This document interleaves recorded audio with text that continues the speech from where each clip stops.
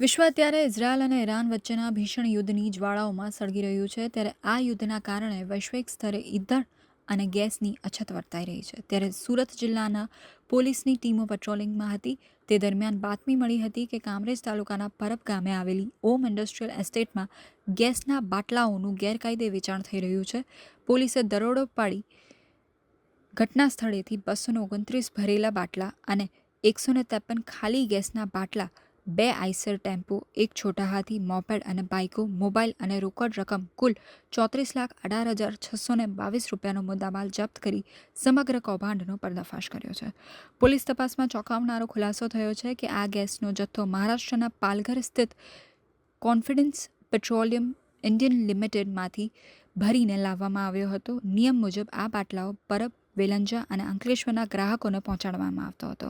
પરંતુ રામદેવ ગેસ એજન્સીના દેવાલાલ કલાલે અને તેના શેઠ કનૈયાલાલના કહેવા પર આ જથ્થો ડાયવર્ટ કર્યો હતો. અછતનો લાભ લઈ 900,000 રૂપિયાનો બાટલો સીધો 2350 રૂપિયામાં બારોબાર વેચવામાં આવતો હતો.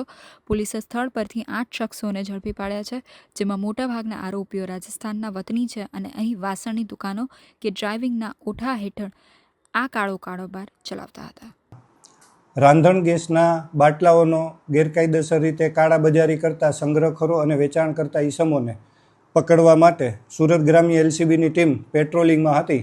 તે દરમિયાન તેમને બાતમી મળેલ કે કામરેજના પરબ હોમ ઇન્ડસ્ટ્રીયલ વિસ્તારમાં દેવા મારવાડી નામનો વ્યક્તિ રોડ ઉપર વાહનો પોતાના આઈસર ટેમ્પોમાંથી બીજા વાહનોમાં રાંધણ ગેસના બાટલા અનલોડિંગ કરી રહેલ છે. જે બાતમીના આધારે એલસીબીની ટીમ સદર જગ્યાએ પહોંચતા 8 આરોપીઓ તેમજ એક વોન્ટેડ આરોપી અને 229 બાટલા ભરેલા અને 153 ખાલી બાટલા મળી આવેલ, જે ગેરકાયદેસર રીતે સંગ્રહખોરી કરી અને વેચાણ કરતા હતા. જે બાબતેની કામરેજ પોલીસ સ્ટેશનમાં વિગતવારની ફરિયાદ આપેલ છે, જેની તપાસ હાલ ચાલુ છે.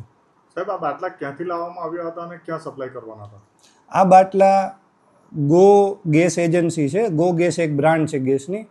તે મહારાષ્ટ્રમાં નાગપુર પાસેથી આવતા હતા અને અલગ અલગ માણસોને ગેરકાયદેસર રીતે આપવાની પ્રવૃત્તિ ચાલુ હતી. આજે ધરપકડ જે કરાઈ છે ઈસમને, એ લોકો ક્યાં સપ્લાય કરવાના હતા? એ લોકો એને ગ્રામ્ય વિસ્તારમાં તેમજ સિટીના અલગ અલગ વિસ્તારોમાં કરવાના હતા. જે બાબતેની હાલ વિગતવારની તપાસ ચાલુ છે. કેટલો મુદ્દામાલ કબજે કરાયો? બધો થઈને 34 લાખ રૂપિયાનો મુદ્દામાલ કબજે કરાયેલ છે. તેમાં 229 ભરેલા બાટલા છે અને 153 ખાલી બાટલા છે. આ લોકો કેટલા સમયથી આ કરતા હતા ધંધો?